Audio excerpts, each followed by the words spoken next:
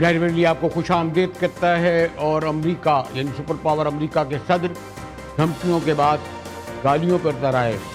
گالی تو خیر انہوں نے بلکہ گالی سے بڑھ کر ہمارے خانہ کعبہ محترم مقام اس کے MBS یعنی سب سے بڑے سربراہ کو بھی دی تھی, اور وہ ایسی تھی کہ جو لوگوں نے زبان پر بھی نہیں لا سکتی, لیکن انہوں نے خاموشی سے وہ سہ لی. لیکن بہرحال ایران نہ امریکہ ہے اور نہ اس کی ایران نہ سعودی عرب ہے, نہ خلیجی ریاستوں جیسا ہے کہ ان دھمکیوں کو یا ان گالیوں کو برداشت کرے. اور ٹرمپ نے تازہ ترین ایک بار پھر کہا ہے کہ ہم بجلی گھر اڑا دیں گے, پل اڑا دیں گے. ایک اور بڑا واقعہ ہوا ہے آپ کو علم کہ بہرحال امریکہ جو فوج پہ بھیجنے کو کہہ رہا تھا, اس نے زمینی فوج بھی یعنی 2 ان کا ایک طیارہ گیا, مارا گیا, لیکن وہاں وہ پکڑے گئے. ٹرمپ کہتے ہیں کہ ایرانی حکومت کے لیے موت عظمت کا نشان بن چکی ہے. اس پر جواب دیا ہے ایران کے اسپیکر نے کہ جارحیت پر جواب مزید سنگین ہوگا, نیتن یاہو کے کہنے پر آگ نہ لگائیں. بہرحال انہوں نے یہ بھی کہا کہ ٹرمپ کی گالیاں توہین ہیں ایرانی عوام کی. ہمارے ساتھ سینئر تجزیہ نگار انٹرنیشنل ریلیشن خاص طور پر سے بڑی گہری نظر رکھتی ہیں ڈاکٹر ہما بقائی ہیں. شکریہ ڈاکٹر صاحبہ. ڈاکٹر صاحب اس سے پہلے کہ میں آپ کے پاس آؤں, ذرا میں کوئک جو ہے تہران میں جو بڑے سینئر تجزیہ کار ہیں یاسین مجلسی سے ایک پوچھ لوں تو ان کی روشنی میں ذرا گفتگو ہمارے لیے آسان ہو جائے گی. شکریہ یاسین مجلسی. آج تو یہ جو ابھی سوری ٹو سے گالی ہی کہوں گا, وہ بھی کہنا مجھے اچھی لگتا ہے جو استعمال کی ہے, تو اس پر کیا ایرانی عوام کا یا حکومت کا رد عمل آیا ہے مجلسی صاحب؟ اور ساتھ میں ہمیں یہ بھی بتا دیجیے گا کہ یہ جو مذاکرات یا سفارتکاری کی باتیں ہو رہی ہیں, لیکن پہلے ذرا اس کا جواب. جی سب سے پہلے جو ہے وہ میں آپ کی پوری ٹیم کو اور آپ کے جتنے بھی افراد اس سلسلے میں کاوشیں انجام دے رہے ہیں ان کو میں جو ہے وہ خراج تحسین پیش کروں گا. اور آپ آفرین اور لائق تحسین ہیں. اس کی وجہ یہ ہے کہ دیکھیں کہ اس وقت اس جنگ کے اندر, اس معرکے کے اندر بہت سے میڈیا چینلز اور ادارے جو ہے وہ نشریات جو ہے وہ پیش کر رہی ہیں, لیکن اس کے اندر صحیح چیز کا اور لوگوں کو صحیح جہت دینا اور صحیح خبر پہنچانا یہ بہت امپورٹنٹ ہے. ہم پاکستانی میڈیا کے اندر بھی دیکھ رہے ہوتے ہیں کہ بہت ساری جو ہے وہ میڈیا چینلز اور مختلف افراد جو ہے وہ اخبار پہنچا رہے ہوتے ہیں, لیکن اس کے اندر وہ بہت ساری آپ کا مقصد یہ ہے کہ یاسین آپ کا مقصد یہ ہے کہ یہ جو خبر ہمارے میڈیا پہ آ رہی ہے کہ مذاکرات ہیں ایمان ان کے کہنے کے باوجود, کیا اس طرف حوالہ ہے؟ کیونکہ آج بھی میں دیکھ رہا تھا. دیکھیں اس میں ایک بات تو بہت ہی واضح انداز میں جو ہے وہ اپنے سامعین کو بیان کرتا چلوں آپ کے توسط سے. دیکھیں جمہوریہ اسلامی ایران کے اندر جو ہے وہ ایک جمہوری حکومت ہے, اسلامی جمہوریہ ایران. لہٰذا یہاں پر جو بھی فیصلے جات کیے جاتے ہیں, جو بھی اقدامات حکومتی سطح پر کیے جاتے ہیں, یہاں پر عوامی رائے کو ملحوظ رکھا جاتا ہے. ایسا نہیں ہوتا ہے کہ عوامی رائے کو جو ہے وہ نظر انداز کر دیا جائے یا عوام کے امنگوں کو نظر انداز کیا جائے. اس وقت عوامی جو رد عمل ہے, عوام کا جو مطالبہ ہے اپنے مسلح افواج سے اور ایرانی حکام سے, وہ یہ ہے کہ رہبر شہید کا انتقام لیا جائے اور امریکہ کو اس پورے خطے سے باہر نکالا جائے اور اسرائیل کو محو کیا جائے. لہٰذا یہ جو باتیں مذاکرات کے حوالے سے کی جا رہی ہیں یہ ظاہراً درست نہیں ہے, اور یہ حکام ایرانی حکام کوئی بھی ایسا کام نہیں کر سکتی اس وقت کہ جو عوام کے آپ سے اگر آخری سوال یہ پوچھ لوں کہ زمینی فوج یعنی ایک جہاز آیا تھا 2 امریکی, تو اس طرح کا زمینی طور پر بھی ویسے جغرافیہ بھی بہت ہے, کوئی کس کا اسپیسیفک جواب دیں؟ میں سمجھتا ہوں کہ اگر امریکہ اپنے جو ہے وہ فوجی ٹروپس ایران میں اتارتا ہے یا ایران پر زمینی حملہ ہوتا ہے, تو یہ شاید اپنی امریکہ کی تاریخ کی سب سے بڑی غلطی ہوگی. اس کی وجہ کیا ہے, اس کی علت کیا ہے؟ اس کی وجہ یہ ہے کہ دیکھیں جمہوریہ اسلامی ایران نے خود عوام کو، مسلح فورسز کو 40 سال سے زیادہ کا عرصہ ہو چکا ہے اس طرح کی ایک جنگ کے لیے جو ہے وہ تیار کیا ہے. لہٰذا یہاں کے اہم باشندے بھی جو ہے وہ ٹرینڈ ہوتے ہیں. آپ کو اگر پتہ نہیں معلوم کہ شاید آپ کو شاید آگاہی ہو کہ یہاں کے عام افراد بھی، جو افراد اپنا پاسپورٹ بنانا چاہتے ہیں، ان کے لیے ضروری ہے کہ وہ کئی سال جو ہے وہ حکومتی سطح پر جو ہے وہ سربازی کے لیے خدمت کے لیے جائیں. یعنی ایک فوجی ان کی ٹریننگ ہوتی ہے، باقاعدہ وہ تیار ہیں. یعنی میں نہیں سمجھتا کہ اگر جو ہے وہ امریکہ اپنے فوجی ٹروپس یہاں اتارتا ہے تو وہ سالم اپنی جان بچا کے جو ہے وہ جا سکتا ہے. اور پھر دوسری بات ہے کہ ایران کے پاس زمینی جنگ کا بہت ہی بہترین تجربہ ہے، بہترین تجربہ ہے. عراق کی مثال ہمارے سامنے. ایران کے اس 8 سالہ جنگ. یاسین مجلسی صاحب، ڈاکٹر صاحب، آپ کو بھی اب یعنی کہ جرنلزم کا ماشاءاللہ انٹرنیشنل ریلیشن بولے کے ذرا یہ ہوتا ہے نا کہ فرسٹ ہینڈ انفارمیشن. تو ابھی ہم نے تہران سے یہ تازہ ترین جو ہے صورتحال بڑے وہاں کے باخبر ہیں تجزیہ نگار، ان سے معلوم کی تھی. تو اس میں 2 باتیں بہت خاص تھیں، کیونکہ آج ہمارا میڈیا مسلسل چلا رہا ہے مذاکرات یا ثالثی کے حوالے سے، اور خیر وہ تو رد عمل آ گیا. اس روشنی میں آپ کیا کہیں گی ڈاکٹر صاحبہ؟ اور خود ماشاءاللہ آپ کو تو خیر اپنی گہری نظر ہے. میرا خیال ہے کہ رد عمل سے بھی پتہ چلتا ہے کہ بیک چینل ڈپلومیسی آن ہے اور پاکستان اس میں اہم کردار ادا کر رہا ہے، کیونکہ ظاہر ہے کہ فارن آفس نے نہ تو اس کی تائید کی، نہ اس سے انکار کیا. یہ اٹ سیلف اس بات کی عکاس ہے کہ کچھ کانورسیشنز ہو رہی ہیں. اور روئٹرز نے اور بہت بڑے بڑے غیر ملکی نیوز ایجنسیز نے یہ رپورٹ کیا کہ رات بھر کوئی بیک اینڈ فورتھ ہوا ہے، اور اس بیک اینڈ فورتھ میں جو ایران کی ڈیمانڈز ہیں وہ یو ایس کو کنوے ہوئی ہیں، اور ظاہر ہے کہ یو ایس کی ڈیمانڈز ایران کو کنوے ہوئی ہیں. اور اس میں سب سے اہم بات یہ ہے کہ جو اسٹریٹ آف ہرمز ہے اس کے حوالے سے کچھ بہت اہم بات ہو رہی ہے، کیونکہ اسٹریٹ آف ہرمز پر یہ ساری بات چیت پھنس گئی ہے آ کر. اور اس وقت جو مارکیٹ سینٹیمنٹ ہے، جو آئل پرائسز ہیں، جو پھر ایونچولی اس کے اثرات فوڈ چین پر اور دیگر معاشی صورتحال پہ پڑیں گے، صرف پاکستان میں نہیں بلکہ گلوبلی، وہ اس نے دھکیلا ہے بہت ساری اسٹیٹس کو اس طرف کہ وہ ایران سے بھی بات کریں اور امریکہ کو بھی کنونس کرنے کی کوشش کریں کہ ہمیں کسی حل کی طرف بڑھ جانا چاہیے. اور دیکھیے ایگزٹ اسٹریٹجی ہر کوئی ڈھونڈ رہا ہے. ایگزٹ اسٹریٹجی امریکہ بھی ڈھونڈ رہا ہے. ایگزٹ اسٹریٹجی سمجھیے ڈگنیٹی کے ساتھ ایران کو بھی چاہیے. فار ایور جنگ میں تو کوئی پھنسا نہیں رہنا چاہتا، لیکن صورتحال گراؤنڈ پہ تھوڑی سی تکلیف دہ ہے، کیونکہ ابھی جب میں آپ سے بات کر رہی ہوں تو حملے ہو رہے ہیں ایک دوسرے کے اوپر. ایران کی ایک بہت سب سے بڑی یونیورسٹی پہ حملہ ہوا، ان کے پیٹرو کیمیکل پلانٹس پہ حملہ ہوا، ان کے نیوکلیئر پلانٹس پہ حملہ ہوا. اور ان حملوں کے نتیجے میں ظاہر ہے کہ ایران بالکل واضح طور پہ کہتا ہے کہ ہم پلٹ کے گلف سٹیٹس پہ امریکن اہداف کو نشانہ بنائیں گے. اب اس صورت اگر آپ بریک اپ دیکھیں نا کہ جو حملے ایران نے کیے ہیں اس میں سے 80% حملے گلف سٹیٹس پر ہوئے ہیں، اور بقیہ سعودی عرب پر یا تل اویو پہ ہوئے ہیں. تل اویو کا بھی بائی دا وے بہت نقصان ہوا ہے.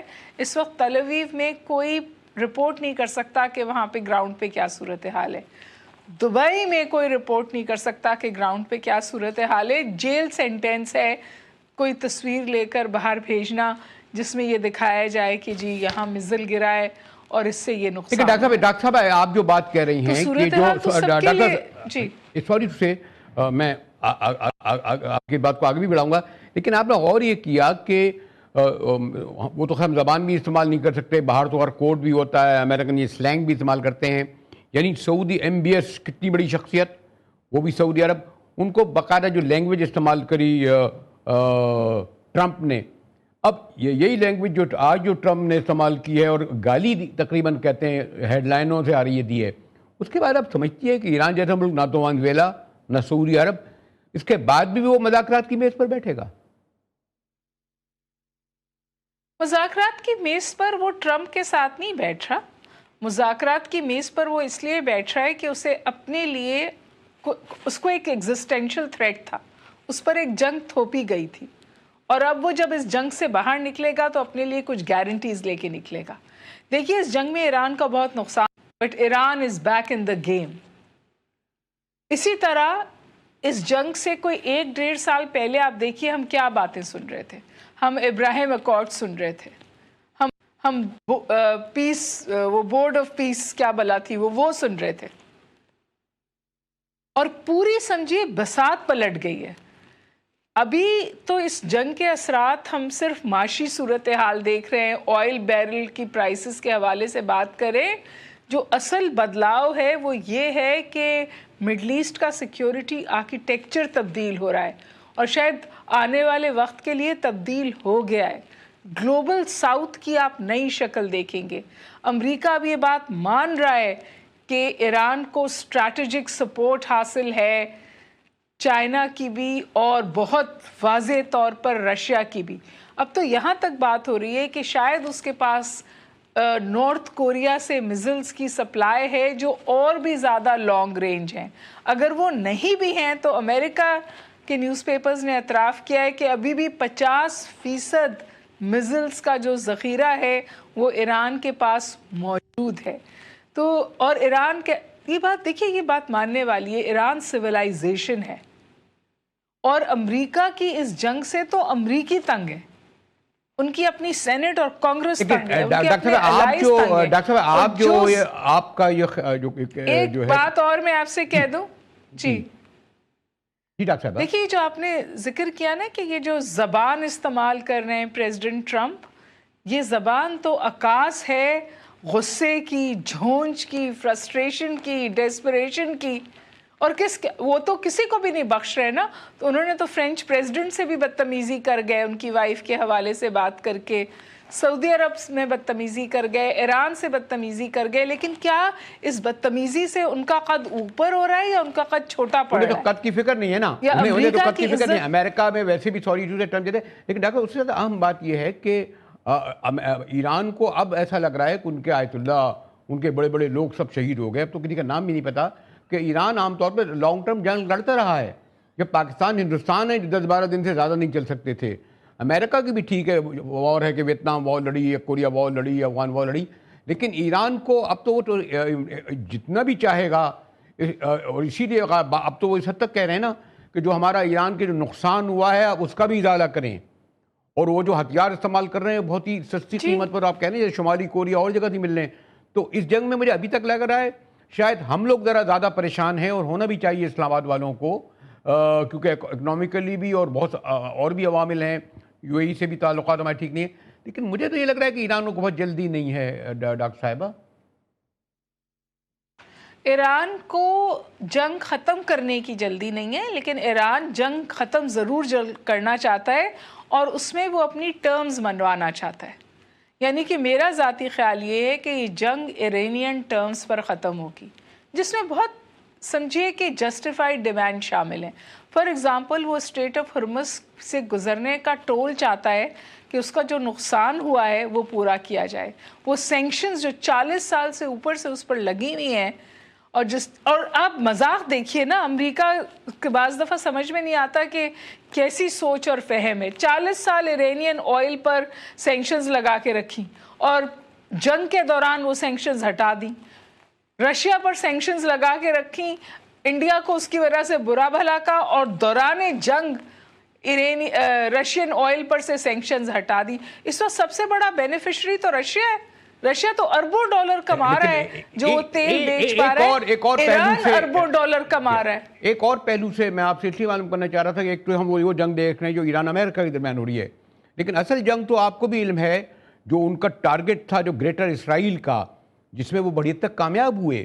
فلسطینی مسمار کر کے رکھ دیا, غزہ کو اسمار کر کے رکھ دیا, اور بظاہر ہمیں نظر آ رہا ہے کہ امریکہ کی ایران سے جنگ ہو رہی ہے, لیکن جو اسرائیل کی ایگریشن ہے, باقی تمام ممالک آپ نے دیکھا کہ یو اے ای ان سے ٹریڈ کر رہا ہے, بحرین ان سے ٹریڈ کر رہا ہے, اردن ان سے ٹریڈ کر رہا ہے, یعنی وہ اسرائیلی منصوبہ تو بڑا کامیاب ہو گیا نا, دیر سیف ہیون ان کے پاس بن گئی.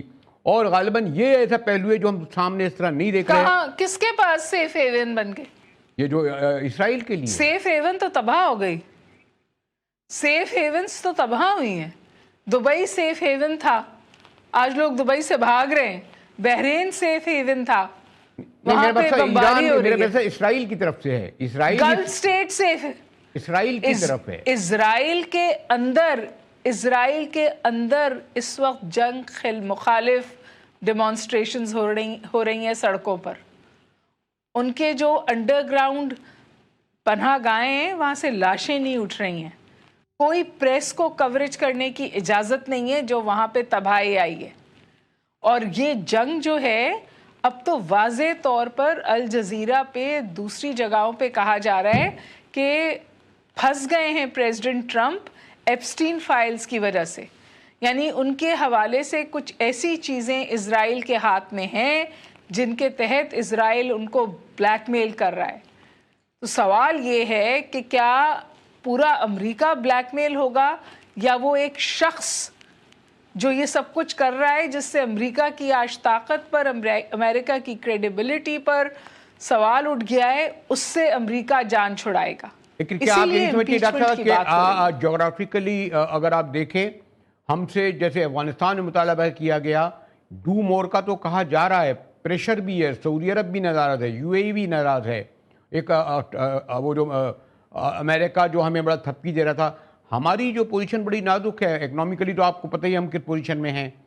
तो ये भी एक है कि और पाकिस्तान सॉरी टू से जो इतने एलिफेंट्स के दरमियान जंग हो रही है, तो आप नहीं समझती हम डू मोर का जो हम पर प्रेशर है, दबाव है, जो सामने नहीं आ रहा लेकिन ज़राए बता रहे हैं डॉक्टर। आप सही कह रहे हैं, लेकिन मेरा ख्याल है अब तक पाकिस्तान डिप्लोमेटिकली इसको अच्छे तौर पे नेविगेट कर रहा है। और सिर्फ पाकिस्तान अमल के मंसूबे में शामिल नहीं है या अमन की कोशिशों में शामिल नहीं है, तुर्किया भी है, इजिप्ट भी है, कतर भी है। मैं समझती हूँ दुनिया के जितने ज़िम्मेदार मुल्क, चाइना भी ये कह रहा है कि भाई जंग रोकिए। और 45 दिन की बात आ रही है। जंगें नलका तो नहीं होती कि एकदम से बंद कर दी जाएं, लेकिन जब बदतरीन जंगें होती हैं उस वक्त भी बैकडोर डिप्लोमेसी अगर मैं लास्ट से कंक्लूड कराऊं डॉक्टर साहिबा के 45 दिन क्या हुआ, लोग तो पहले ये 2 मुल्कों के दरमियान थी, ये 3 या 4-5 के थी। अब तो ये जैसे अगर आप तो मुझसे ज़्यादा जानती हैं, अथॉरिटी हैं, ये 11, 12, 14 मुल्कों के दरमियान बढ़ रही है, just like third world war. हम गोया कि ये एक्सेप्ट करने के लिए तैयार नहीं है जी जी, लेकिन ये तो जिस तरह ईरान को तो बड़े कोई फिक्र नहीं है, क्योंकि बड़े पैमाने पर नुकसान अमेरिका उनके अलाय को हो रहा है, खलीजी रियासतें तभी हो गई। ये कहना गलत है कि ईरान को फिक्र नहीं है। ईरान का भी नुकसान हो रहा है। ईरान में रेजिलियंस और रिजॉल्व है जहां वो इस नुकसान को बर्दाश्त कर रहा है। पेन ईरान के लिए भी है, लेकिन ईरान इतनी तबाही, पेन, 40 साल की सैंक्शंस उठा के अब जिस इक्वेशन में है, वहाँ वो अपने लिए जिसको वो अपना जायज़ हक समझता है वो लेकर बाहर निकलना चाहता है। और उसने अपना कद इस जंग में इतना बड़ा कर लिया है कि वो इस पोजीशन में है कि वो अपनी जो डिमांड्स हैं वो टेबल पे रख रहा है। गज़ा से तो नहीं पूछा था अमेरिका ने कि तुम्हें बॉम्ब करें या ना करें। इजराइल ने जो कुछ गजा के साथ किया सो किया, अभी तक कर रहा है। इस हद तक कि हमास ने आज स्टेटमेंट दिया है कि हम नहीं करेंगे डिसार्म, क्योंकि जो सीज फायर था उसकी मुस्तकिल वायलेशन करता है इजराइल।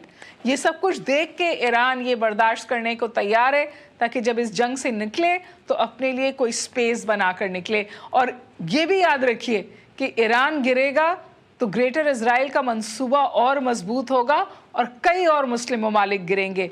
और जो हेक्सागोनल अलायंस है जिसके बारे में बिल्कुल वाज़े तौर पे बात की इजरायली प्राइम मिनिस्टर ने और इंडियन प्राइम मिनिस्टर ने इस जंग से 2 दिन पहले, उसमें शिया एक्सिस ऑफ रेजिस्टेंस था लेकिन उसमें सुन्नी रेडिकलिज्म की भी बात थी और किन ममालिक के नाम लिए गए थे, पाकिस्तान, सऊदी अरेबिया, इजिप्ट और तुर्किया। सोचना चाहिए तो आज हमें किसका साथ देना है। लास्ट वर्ड, यानी इस जंग के बारे में ना मैं ना आप ना कोई मुतबर आदमी ये नहीं कह सकता कि ये last after 1 week, after 2 week या नियर आने वाले दिनों में, ये कहना बहुत ही मुश्किल हो रहा है कि जंग कब ख़त्म होगी, कब होगी। आप बजा कह रहे हैं, بس دعا کیجئے یہ تیسری جنگ عظیم نہ بنے، پھر کچھ نہ بچے گا. لیکن آپ کو پتہ ہے یہ معاملہ دعاؤں سے نہیں ہوتا، دعا ہی سے فقط کٹتی نہیں زنجیر مولانا. جالب صاحب نے کہا تھا کبھی. حکمت عملی بھی ہے، کوشش اور کاوش بھی ہے. اوکے، شکریہ ڈاکٹر ہما بقائی. آپ کو علم ہے کہ ڈاکٹر صاحبہ بڑی گہری نظر رکھتی ہیں اس پورے اس صورتحال پر. اور جو سب سے زیادہ جو دوسرا اہم پہلو ہے وہ معیشت ہے. اس پوری جنگ سے عالمی معیشت ہل کر رہ گئی ہے، اور ہم تو خیر بیچارے ہماری معیشت ہی کیا تھی، 53% غریب سے ترین لوگ اور پتہ نہیں کیا قرضے مرضے تھے. لیکن خلیجی ریاستوں کی بادشاہتیں اربوں خربوں کی ڈوبنے کے قریب ہیں، یہ ڈوبتی جا رہی ہیں. ملتے ہیں ایک بریک کے بعد، ہمارے ساتھ رہیے گا.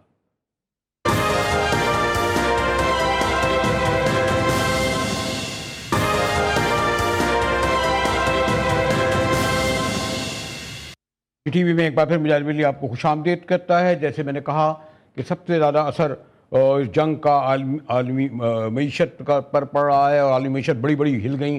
اور ہمارا ملک تو آپ کو اللہ ماشاء اللہ آپ کو پتہ ہی ہے قرضوں پہ ہی چل رہا ہے. 53% غریب ترین لوگ، اور ہزاروں جو بھی ہو رہا ہے، یہ جو وہ منتقل کر رہے ہیں جناب، جو آن لائن کر رہے ہیں یا جو کچھ بھی پیٹرول کر رہے ہیں، یا عام آدمی سے متاثر ہو رہا ہے. میرے ساتھ بڑے سیزنڈ محترم ہارون شریف صاحب ہیں، سابق چیئرمین رہے بورڈ آف انڈیا.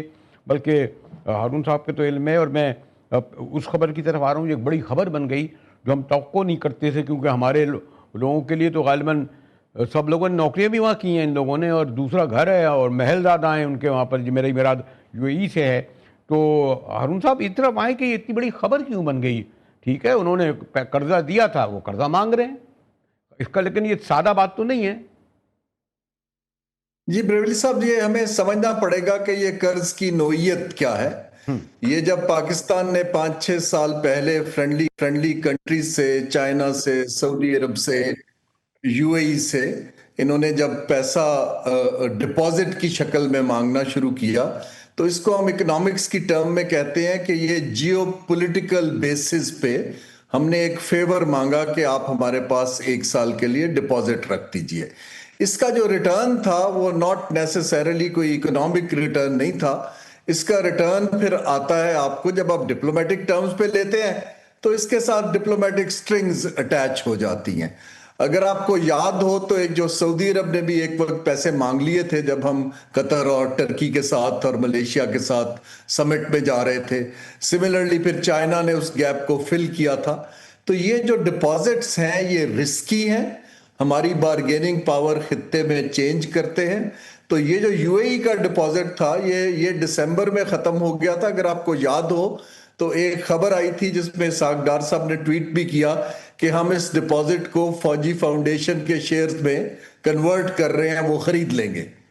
لیکن اس وقت میں نے بھی جواب میں لکھا کہ جی ڈپازٹ تو آپ نے حکومت پاکستان کو دیا ہوا ہے، وہ تو ایک کمپنی ہے، تو گورنمنٹ سے کمپنی میں کیسے شفٹ ہو جائے گا. سو پاکستان کوششیں کر رہا تھا. پھر انہوں نے 3 ماہ کے لیے IMF کے پچھلے یہ جو مشن ابھی ختم ہوا ہے ریویو، ان سے ریکویسٹ کی، تو اپریل 17 تک انہوں نے اس کو رینیو کیا تھا. تو یہ پری میچور نہیں مانگا ہے. ہاں مشکل وقت میں اس کو رینیو نہیں کیا گیا، کیونکہ مجھے سمجھ آتی ہے ایک تو وہ انٹرسٹ ریٹ زیادہ مانگ رہے تھے، اور دوسرا پھر اس کی پولیٹیکل چیزیں جو ڈپلومیٹک ہیں وہ کمپلیکیٹڈ. بڑے حساس ہے، میں اس طرف نہیں جا رہا تھا پولیٹیکل چیزوں کی طرف. لیکن سب سے اہم یہ کہ جب 1 ماہ میں جو انہوں نے اقدامات کیے ہیں، جو بڑی میٹنگیں اور کانفرنسیں اور آنا جانا، یعنی شارٹ ٹرم سے بھی شارٹ ٹرم، آپ جیسے ہم جیسے لوگوں کو بھی پتہ ہے کہ جناب آپ کے یہ جو عالمی مالیاتی ادارے جو ہے آج کہہ رہے ہیں 873 ارب روپیہ سالانہ کھا جاتے ہیں. 55 وزارتیں ہیں، آپ کی ضرورت ہی نہیں ہے جو 1000 ارب کھا لیتے ہیں. غربت 37,000 ارب روپے کا آپ نے قرضہ لیا، 85,000 آپ کی گاڑیاں ہیں، یہ MNA، یہ سینیٹر، یہ 10 ارب کا جہاز ہے. یعنی یہ باتیں کوئی آنکھوں میں دھول جھونک کر آپ کر کیا رہے ہیں؟ بیچارے 3 کروڑ موٹر سائیکل والوں کے لیے آپ نے یکدم 100 روپے بڑھا دیے. تو کیا خود احمقوں کی جنت میں رہتے ہیں لوگ، یا لوگوں کو احمقوں کی جنت میں سمجھتے ہیں؟ جی جب آپ پاور میں بیٹھتے ہیں تو آپ کو اوپر سے لگتا ہے کہ جو ہم کر رہے ہیں لوگوں کو کچھ سمجھ نہیں آ رہا، اور لیٹس کنٹینیو ڈوئنگ. دیکھیے جو دنیا کے ممالک جب بھی کرائسس میں آئے ہیں، اور ہمیں اس پہ کوئی ڈینائل نہیں ہے کہ ہم اس وقت ایک خطے کے کرائسس سے ڈیل کر رہے ہیں. ایک بہت بڑا آئل پرائس کا एक्सटर्नल शॉक हमारी इकोनॉमी को लगा हुआ है, और हम तो वैसे इंपोर्ट डिपेंडेंट मुल्क हैं। इस गैर मामूली सूरत हाल में आपको कुछ गैर मामूली फैसले करने की एक बड़ी अच्छी अपॉर्चुनिटी है। जो आप 55 वजारतें कह रहे हैं, उसके अंदर तकरीबन 125 से ज्यादा वजीर और मुशीर हैं। जो अगर आप साइज देखना चाहते हैं ना, हर एक के पर्क्स हैं, प्रिविलेजेस हैं, स्टाफ है। देखिए, ये जब क्राइसिस 2008 में मैं एडवाइस कर रहा था यूके गवर्नमेंट को, वहां क्राइसिस आया, उन्होंने इवन जो फेडरल उनके टॉप के मिनिस्टर थे गॉर्डन ब्राउन वगैरह, वो सब के सब पब्लिक ट्रांसपोर्ट इस्तेमाल करना शुरू कर दिया। उन्होंने फर्स्ट क्लास तो वैसे ही बैन कर दिया, ट्रैवल बंद कर दिए। मेरे हिसाब से पाकिस्तान को इस वक्त ये चाहिए, एक तो 2000 सीसी से ऊपर की सब गाड़ियों को बैन कर दें। देखिए ना, वो बेतहाशा पेट्रोल खाती हैं। दूसरा, इनको चाहिए था कि जो सड़कें बना रहे हैं, पुल बना रहे हैं, इंफ्रास्ट्रक्चर के प्रोजेक्ट्स को अगर आप 1 साल के लिए डिफर कर दें तो कोई क़यामत नहीं टूट पड़ेगी। तीसरा, आप लोगों से सॉलिडेरिटी शो करें, और ये जो आपने अनलिमिटेड कॉन्स्टिट्यूशनल पोजीशंस को पर्क्स, प्रिविलेज, पेट्रोल मुफ्त का दे रहे हैं, इसको तो आप कम से कम खत्म कर दीजिए। लग्जरी गाड़ियां और दूसरी चीजें जो है 2000 से ऊपर की, उनको बंद कर दे। फिर लोग, शायद मोटरसाइकिल वाला भी कहे कि जी मैं थोड़ा बहुत कड़वा मोर ले इम्पोर्टेंट लेता हूं, लेकिन साहब, LNG गैस, यानी मैंने अपने ड्राइवर को भिजवाया, जो हम 300 रुपए की लेते थे 500 की लेके आया। अच्छे खाली जगहों में रहते, गैस ही नहीं आती। 200 रुपए गैस के ऊपर, ये कितना पड़ेगा? और ये क्यों? अचानक तो सब कुछ नहीं हुआ ना शरीफ साहब। जी, अब ये जो इससे सेविंग्स हो रही हैं, वो तो उसका 10% भी नहीं आपको कमा के दे रही, जो हमें लॉस हो रहा है। एक्सटर्नल अकाउंट जो हमारा पेमेंट है इंपोर्ट की ऑयल की वजह से, $10 जब तेल महंगा होता है तो तकरीबन 1.5 अरब डॉलर का बिल करंट प्राइस पे बढ़ रहा है। तो हमारा जो हमारा बाहर की पेमेंट है, वो तो 4-5 अरब डॉलर ऊपर चली गई है। और अगर रेमिटेंसेस नीचे चली जाती हैं जीसीसी से, तो हमारा जो बीच में करंट अकाउंट का जो गैप है, वो 37 अरब से बढ़ के 40-45 अरब पे चला जाएगा। और फिर ये डिपॉजिट भी निकल रहे हैं रिजर्व्स में। तो चीजें इस वक्त मुश्किल हैं, लेकिन हुकूमत को और अशराफिया को सेक्रीफाइस करके एग्जाम्पल सेट करनी चाहिए। आज तक तो नहीं दी, आपकी भी उम्र गुजर गई होगी देखते हुए। मैंने भी एक तालिब इल्म की हैसियत से देख रहा हूँ, क्या यानी सॉरी टू जद, अगर मैं सॉरी, ये जो बातें आपने बताई हैं, मुझे तो हैरानी होती है ना कि इनके ठाट बाट जो आप देख रहे हैं, कि दुनिया के किसी मुल्कों में इतने बड़े वज़ीर आला हाउस, गवर्नर हाउस, ऐवान सदर, ऐवान वज़ीर आज़म, 500 मुलाजिम, कहीं आपने सुने देखे? जी ब्रेविल साहब, इस सूरत हाल में जो मुल्क हैं, वो एक मिनिमम बिजनेस कंटिन्यूटी प्लान पे चले जाते हैं कि सबसे मिनिमम आपको कितना चाहिए, बाकी चीजें आप छोड़ देते हैं। वो दिखाता है कि आपकी कमिटमेंट मुल्क के साथ क्या है, हमारी कमिटमेंट लोगों के साथ क्या है। क्योंकि आप ये जो बिजनेस एज यूजुअल तो चल ही नहीं सकता, बिकॉज वो सस्टेनेबल नहीं है। लेकिन समहाउ आप एक इल्यूजन में हैं, एक डिनायल में हैं, और आपका ख्याल है कि सब अच्छा है, हमें कोई फर्क नहीं पड़ेगा। ये मुझे नहीं समझ आता कि जब आपको एक क्लियर एंड प्रेजेंट डेंजर नजर आ रहा है, तो हमें वहां पर पैसा तो बचाना है, अपना वे ऑफ लाइफ चेंज करना है, लोगों में डिमांड कम करनी है ऑयल की। हम मार्केट्स को इतने सालों से 7 बजे नहीं बंद कर पा रहे, सो विच इज समथिंग, लगता तो ये है कि हमारी अशराफिया ने एक फैसला कर लिया कि हमें कोई फर्क नहीं पड़ता, जब तक कोई निकालेगा तब निकलेंगे, खुद से हम ऐसे ही चलते रहेंगे। थैंक यू हारून शरीफ साहब। हारून शरीफ साहब ने देखा कितने जो फैक्ट और फिगर से आने वाले दौर में बड़ी खौफनाक तस्वीर खींची है। पर ये जो घंटों सर्द कमरों में हमारी कैबिनेट, हमारी सेनेट, असम्बलियों के इजलास होते हैं, ये इस पर गौर करते हैं या नहीं? मिलते हैं ब्रेक के बाद, हमारे साथ रहिएगा।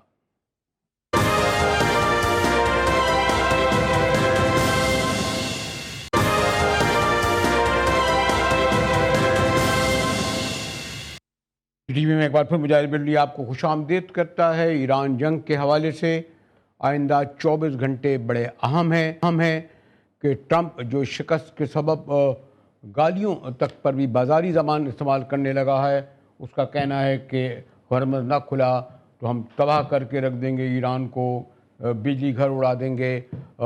یقیناً ایران کا جو جواب ہے وہ تو آپ کو علم ہی ہے کہ 1 مہینے سے مقابلہ کر رہا ہے. لیکن یہ کیا رخ اختیار کرے گا؟ بڑا اہم سوال اس لیے ہے کہ ٹرمپ یہ کوشش کرے گا کہ ایران کے پڑوسی ملک کے ذریعے، جیسے انہوں نے کوشش کی کہ ایک امریکی جہاز اتارا، 2 پائلٹ بچا تو لیے جو پکڑے جانے والے تھے، یعنی اب وہ زمینی جنگ کی طرف جائے گا. کیا خلیجی ریاست ممالک اور ان سے قریب کے ممالک ٹرمپ کا اس قرار دیں گے کہ یہ فضائی میزائل کی جنگ جو ہے وہ ٹرمپ نہیں جیت سکا اور اب آخری مرحلے پہ یہ کرنے جا رہا ہے؟ اسی کے ساتھ ہی GTV سے مجاہد بریلوی کو